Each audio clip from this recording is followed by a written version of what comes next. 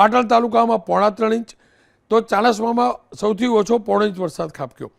પાટણ શહેરમાં 3.5 ઇંચ વરસાદથી રોડ, રસ્તા, નદીમાં ફેરવાય આપ જોઈ શકો છો.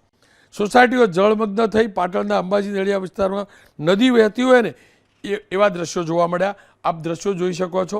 પાટણ, સિદ્ધપુર, આ તમામ પાટણ જિલ્લાના જે વિસ્તારો છે એની અંદર અનેકના ઘરમાં પાણી ઘૂસ્યા છે. 3 ઇંચથી 4 ઇંચ સુધીની પણ તાકાત નથી આપણી નગરપાલિકાઓની પાણી વહન કરે તેવી ગોઠવણ કરવાની.